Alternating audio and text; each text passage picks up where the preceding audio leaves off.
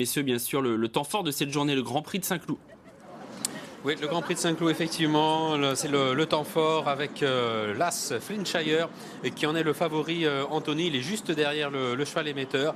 Il est à 1,80 € Flintshire. L'entraînement d'André Fabre, la montre de Maxime Guillon.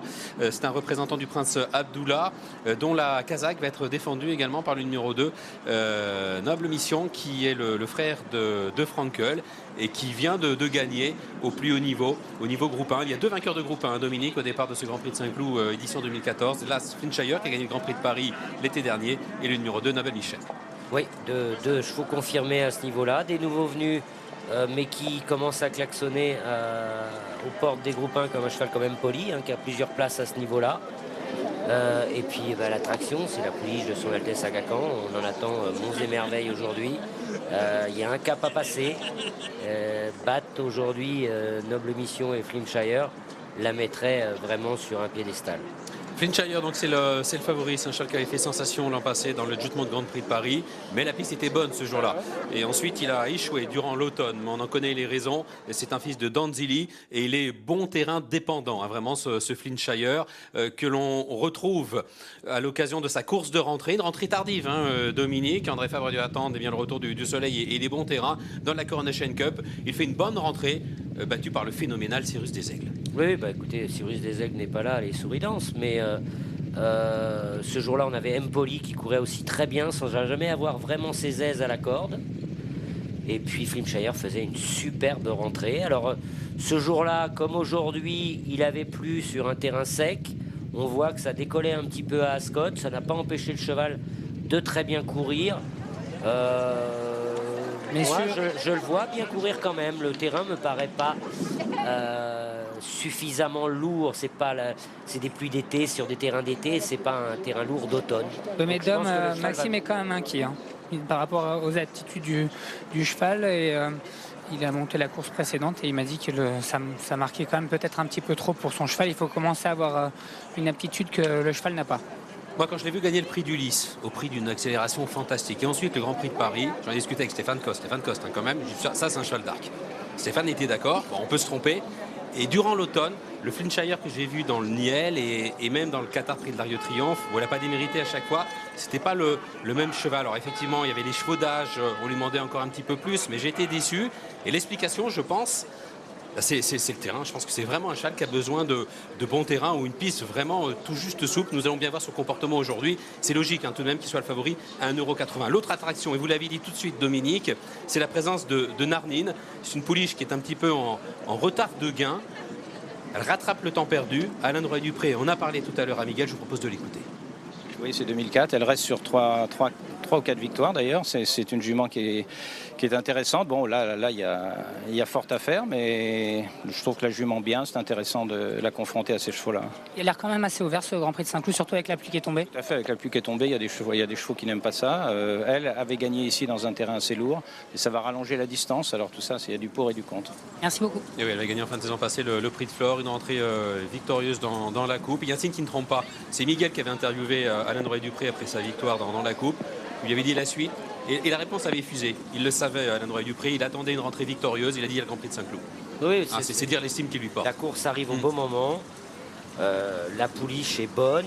Elle est par un étalon qui fait des chevaux de terrain souple. Donc on a senti Alain Roy-Dupré pas du tout inquiet par les pluies récentes. On attend une grande performance de cette pouliche-là. Alors avant le défilé, rapidement, un autre élément. Allez, ensuite on va suivre le direct. C'est la course de référence de Spirit Jim qui est en constant progrès. Il a gagné Sally Stud en course de rentrée. Le prix des Deauville, groupe 3, une marche supérieure. Le Grand Prix de Chantilly, groupe 2, une nouvelle marche. Et là maintenant il a rendez-vous, c'est la Kazakh Rose ici, avec les groupes 1. Il a gagné de bout en bout le Grand Prix de Chantilly. Oui, et lui, le terrain souple ne le dérange pas du tout. Donc voilà, juste pendant le défilé, c'est fou quand même. On avait du grand soleil et juste pendant le défilé, il se met à tomber des cordes. Il avait gagné très plaisamment un terrain très très souple à Longchamp. Donc le terrain ne va pas le déranger aujourd'hui. Maintenant, ce jour-là... Il a une vraie course quand même. Oui, ils ont fait un déboulé. C'était une course cadenassée, ils ont fait 400 mètres. Il bat No Weekend et le très bon cheval North King qui sont juste aussi en dessous des bons. Donc il est obligé d'y aller aujourd'hui. Oui, non, bien sûr. Alors moi je voudrais voir quand même le défilé de la pouliche de Jean-Pierre Gauvin. C'est le 7.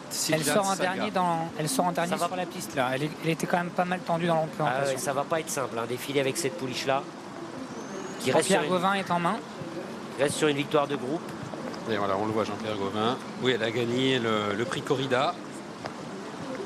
Grosse finisseuse. Le terrain ne devrait pas la déranger non plus. Bien souvent, la lauréate du Corrida en course ce Grand Prix de Saint-Cloud. Ce fut la trajectoire à l'époque de Sarafina. Alors bien expliquer aux téléspectateurs que c'est pas une partie de plaisir là, le défilé, mais il est obligatoire. Il fait partie de l'engagement de la course. Oui. Quand on engage dans une course où il y a un défilé de programmé, le défilé est obligatoire. Elle tombe bien le bas. Hein. Bon, elle a fait un mini défilé, Oui, allez. mais ça s'est bien passé, c'était le principal. Alors normalement, Noble Mission devrait aller devant. Lors de ses 2 dernières victoires, groupe 3, groupe 1, il a été de bout en bout. Oui. C'est une peinture aujourd'hui. Hein. Ouais, bah, c'est un très très beau cheval. Et c'est un cheval vraiment incroyable. Frère de Franken. La course idéale pour Maxime Guyon, ça serait de se retrouver derrière lui, vu que Max a l'as à la corde. Tout de suite derrière eux, on devrait avoir Christophe Soumillon. Sling Jack, la pouliche de PC Boudot devrait attendre. Mais là, en gros, ça a fini 4e l'année dernière de cette course-là. Devrait attendre aussi, c'est un bon finisseur. Spirit Jim est facile à monter. Oui, il peut aller devant. Non, mais il n'ira pas. Non, il n'ira pas, je pense pas aujourd'hui. C'est deux fois qu'il y va. Ouais, Christophe Patrice Lemaire devrait le monter à sa main. Mais laisser l'initiative à Noble Mission. Mais Léa Grosse, ici à l'image, elle a bien couru l'an passé dans ce Grand Prix de Saint-Cloud. Et Jean-Pierre Gauvin, tout trempé, tout mouillé, il est avec vous, Miguel. Jean-Pierre, c'est de l'or qui tombe là en ce moment pour vous. Oui. Même si c'était du bronze ou de l'argent, on serait content, je crois, aujourd'hui. Mais c'est vrai que c'est un gros plus. Non seulement elle aime ça, mais ça peut désavantager certains de nos adversaires. Donc on compte un petit peu là-dessus pour avoir un peu plus d'espoir. On vous a vu pendant le défilé, elle était un peu tendue, mais pas plus que ça. Ça s'est bien passé aujourd'hui, mieux que la dernière fois. Voilà, j'ai préféré m'en occuper moi-même. Et là, impeccable. On a appréhendé un petit peu le défilé. Il faut la connaître, il faut aller dans son sens. Et elle s'est relativement montrée calme aujourd'hui. Donc j'espère que c'est de bon augure. Elle va être montée pour une place. On va pas forcément la mettre loin. C'est une jument qui a besoin de beaucoup de rythme. On n'est pas sûr qu'il y en aura. Il y a des chevaux qui ne s'élancent pas forcément bien dans cette course. Pour aussi pas être pris de vitesse, l'important c'est qu'elle ait au moins un leader ou deux. On risque plus de l'avoir bien placée et après dans ce terrain-là aussi, voilà, on va pas la tuer, mais elle va prendre sa chance à fond. Hein. Et si elle peut gagner, elle va gagner, on va pas l'en empêcher. Bonne course, Jean-Pierre. Merci. Elle a déjà gagné à Saint-Cloud une listed, cette jeune saga en terrain très très souple. Comme l'a dit Miguel, c'est vrai que l'assouplissement du terrain eh bien, sert ses intérêts en digne fille de Sagamix, qui avait gagné l'Arc en 98 dans un terrain défoncé. Alors, faut faire... Mais là, en gros, ce qui est jamais facile pour aller jusqu'au stade de départ et derrière les stalles de départ, il est encore très loin des stalles. Et en faisant ces bêtises, il est en train d'emmener Sijan Saga.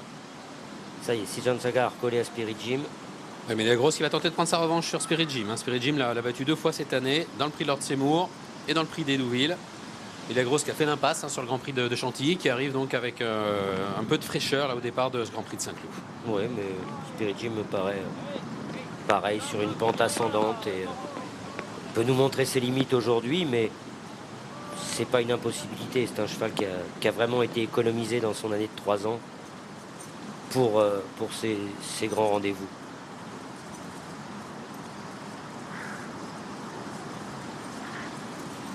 Alors Noble Mission vient de gagner le premier groupe 1 de sa carrière. Il l'a gagné à l'âge de 5 ans. C'est un cheval qui est solide, hein, qui est dur. Oui, il est solide, il est dur. L'avantage qu'il a, c'est qu'il est maniable. Il a de la qualité parce qu'il c'est un gaillon de groupe 1 et que personne ne va devant dans cette épreuve. Donc le jockey de Noble Mission part plutôt serein. Il va sortir des boîtes, imprimer son train tranquillement et il va être dur à doubler parce qu'une fois qu'on sait très bien que une fois qu'on est en tête sur ce parcours-là, les choses sont moins compliquées que quand on est en dernière position.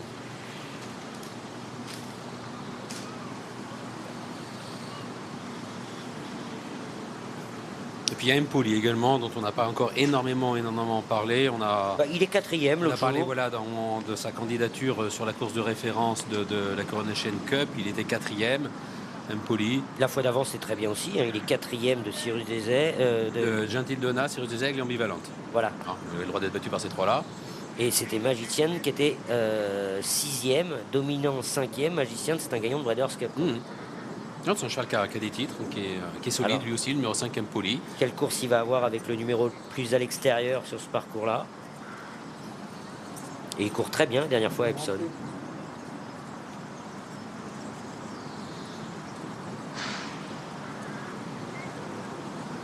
C'est-à-dire que les pluies qui sont tombées, je pense pour la coalition de son Altesse Prince Abdullah, sont en faveur de Noble Mission, qui lui est par Galiléo.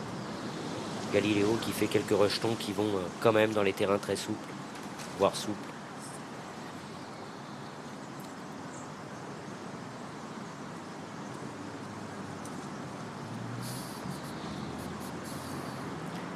Oui, ça va pas être... il y en a deux qui sont pas tout à fait simples. Hein. Pour l'instant, le défilé s'est quand même très bien passé pour la pouliche. Ça y est, elle est rentrée. Alors bien sûr, tous les ans, le vainqueur du Grand Prix de Saint-Cloud décroche son ticket. On en parle tout de suite en vue de l'Arc de Triomphe. Sachez que le dernier cheval qui a fait le doublé Grand Prix de Saint-Cloud, Arc de Triomphe, c'est Elicio en 96. Elicio qui avait 3 ans à l'époque. Et vous le savez, depuis quelques années, ce Grand Prix de Saint-Cloud ne s'adresse qu'aux chevaux d'âge, c'est-à-dire qu'aux 4 ans et plus. Un départ imminent pour ce Grand Prix de Saint-Cloud. Flintshire va essayer de renouer avec la victoire dans les groupes 1. Lui qui s'est imposé dans un très bon style l'été dernier à l'occasion du Grand Prix de Paris. C'est le favori, il est à 2,40 €. Son compagnon de Kazakh, le numéro 2, Noble Mission, a une chance également à 6,40 €. Et puis il y a Narnine qui prend part au premier groupe 1 de sa carrière, c'est le numéro 6, elle est à 3,80 €. On ne connaît pas les limites de cette pouliche qui reste tout de même sur la bagatelle de 4 succès et qui est toute neuve. Alors Spirit Jim, il est ici, lui aussi vient d'aligner les victoires, il est invaincu cette année.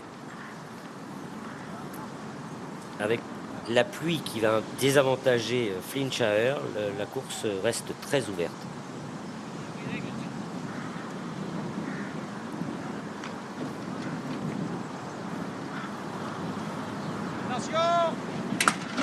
Le Grand Prix de Saint-Cloud 2014, c'est un groupe qui s'adresse aux 4 ans et plus. Le numéro 1, Flintshire, le vainqueur l'été dernier du Grand Prix de Paris, en est le favori. Il s'est bien élancé côté corde. Son compagnon de couleur, le numéro 2, Noble Mission, le frère de Frankel, prend maintenant les commandes avec la deuxième place qui est occupée par Spirit Jim. Flintshire, 3e côté corde avec Season Saga qui vient en 4e position. Narnine est pour le moment 5e. Elia Gross venant ensuite. Et c'est le numéro 5, Empoli, le cheval allemand qui ferme la marche. Noble Mission qui a l'avantage. Spirit Jim qui est 2e. Flintshire en 3e position. Côté corde, Season Saga est pour le moment 4e. La 5e place occupée par le numéro 6, Narnine, avec Elia Gross qui vient un petit peu plus loin. Et c'est toujours le 5e Empoli qui ferme la marche. Allure irrégulière sous l'impulsion du numéro 2, Noble Mission.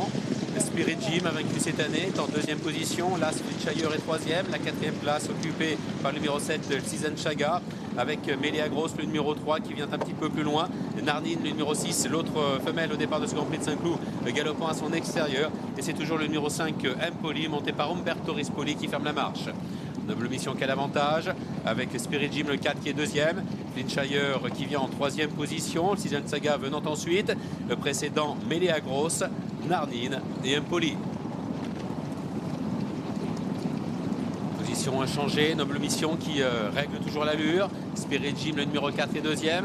La 3e place occupée côté corde par l'As, Flintshire, qui a un bon parcours pour le moment, avec le numéro 7, Season Saga, qui est 4e. La 5e place occupée par le 3, Melia Gross, qui est antépénultième. L'avant-dernière place occupée par le numéro 6, Narnine. Et c'est toujours le numéro 5, Empoli, qui ferme la marche. Il tourne en finale avec Noble Mission, qui accélère 2-3 longueurs d'avance maintenant sur Spirit Jim avec le Sigen Saga qui est 3e, Finchire qui vient en 4e position, un petit peu sollicité d'ailleurs par Maxime Guyon pour rester au contact. Nardine venant ensuite devant Méléa Grosse et la dernière place pour Empoli. Ligne d'arrivée avec Noble Mission qui a toujours l'avantage et qui tente de repartir de plus belle avec Spirit Jim qui tente de se lancer à sa poursuite maintenant. Sigen Saga venant ensuite avec Finchire qui a du mal à réagir le favori, tout comme Nardine qui est encore en retrait. Le côté corde de Méléa Grosse, on doit faire du terrain avec Noble Mission à mi-ligne d'arrivée qui a 3-4 longueurs d'avance et qui a peut-être fait le trou au bon moment et qui repart semble-t-il même de plus belle. Noble Mission qui va peut-être aller décrocher le deuxième groupe de sa carrière. Spirit Jim est deuxième devant le Sizen Saga et Nardine qui est en épaisseur avec Noble Mission qui raccourcit son action. Spirit Jim qui vient l'attaquer. Noble Mission, Spirit Jim, Noble Mission, Spirit Jim. Peut-être Spirit Jim tout à la fin, il y aura une photographie extrêmement pointue. Sizen Saga à son extérieur, bien terminé. Ouais, je pense que Spirit Jim. Et il a manqué peut-être 10 mètres à Noble Mission qui avait 6 longueurs d'avance à mi-ligne d'arrivée. C'est fait pour Spirit Jim, je crois. Oui, Spirit Jim, bravo Spirit Jim. Sigen Saga qui finit très fort. Qui est 3e. Démarré de loin, Noble Mission, il a démarré de loin, de très très loin. Un petit peu déçu par. Si vous faites un arrêt image, Dominique, à 250 mètres du poteau et vous me dites qu'il va être battu. Oui, mais si on prend la course, pas. si on prend la course, il a essayé de leur mettre un uppercut vraiment loin du poteau, vraiment loin du poteau. Parce que là, il reprend encore du champ encore. Oui, Là. Et là, on est quoi là on a 400 mètres. Spirit Jim, c'est un vrai bon cheval, un cheval dur qui aime ce terrain-là. Christophe Patrice Lemar a le parcours parfait. Sur ces images, la réaction à chaud de Pascal Barry, Dominique. Pascal, ça pouvait être une jolie deuxième place et finalement c'est incroyable ce qu'il fait. Ah oui, c'est incroyable parce que je pensais qu'on était second et puis à 100 mètres du poteau, le cheval a rechangé de jambe, il a réaccéléré et formidable. C'est vraiment mérité, quel super cheval. Ah, c'est un formidable cheval. Et la pluie vous a aidé, enfin c'était votre jour quoi. La pluie m'a aidé, surtout le cheval de tête. Pour une fois, on n'a pas fait toute la course, c'est toujours difficile de bout en bout, il l'a fait depuis 3 fois. Là, le cheval a été devant, c'est très bien. Et cette année 2014, comment vous avez fait pour l'amener aussi bien pour cette année 2014? Beaucoup à 3 ans. Bon, bravo. C'est pour ça qu'il faut aussi beaucoup associer Christophe Soumillon parce que c'est quand même lui qui l'a toujours monté avant Christophe Lemaire et c'est lui qui a aussi fait le cheval. Je sens très ému, vous l'aimez ce cheval? Oui. Bravo. Oui, il a le droit de l'aimer, il est invaincu. Alors il y a Noble Mission qui s'est vraiment raccourci dans les 75 derniers mètres. Et j'ai l'impression que Spirit Jim a redonné également un dernier coup de rein. On va en parler avec Christophe Lemaire. Bonjour, bravo Christophe. Bonjour, merci.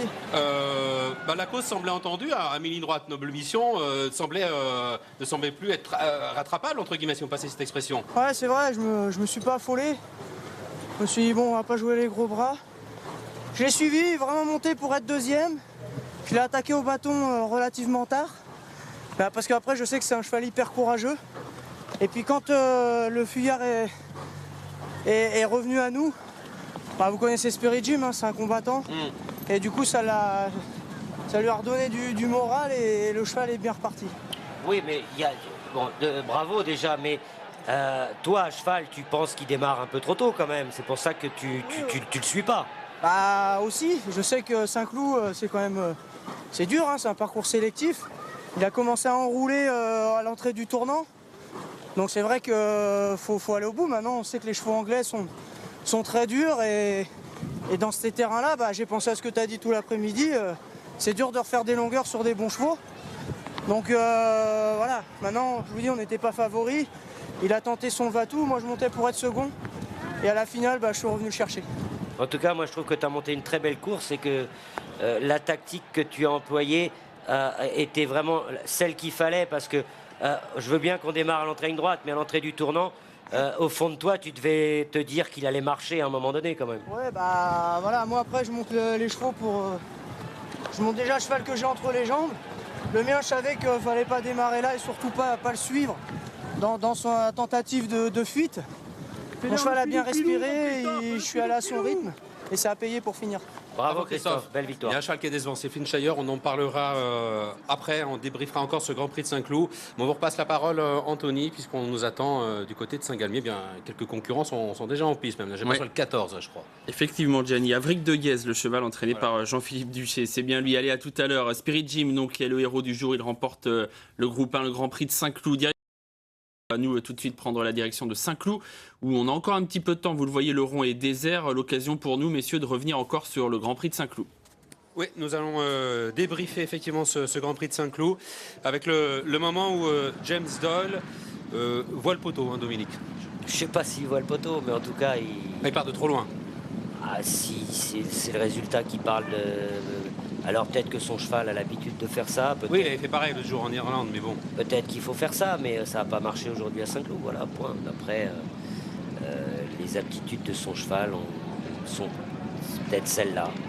Maintenant, à Saint-Cloud, c'est dur d'aller au bout. Hein. Il y a plus de 500 mètres de ligne droite une fois qu'on est droit. À l'endroit où il démarre, il doit y avoir 650 mètres. 650 mètres sur les pieds de 12, on ne va pas au bout. On va pas au bout.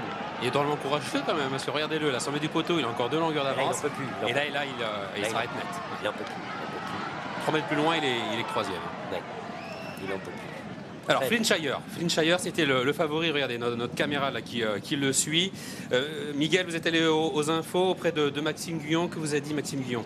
Et il m'a dit un petit peu comme avant la course, hein, le cheval n'a pas la même action dans le terrain. Si vous avez la caméra sur lui, vous avez pu voir qu'il est débordé de très bonne heure dans cette course. Il n'a pas la même action que quand les pistes sont beaucoup plus fermes.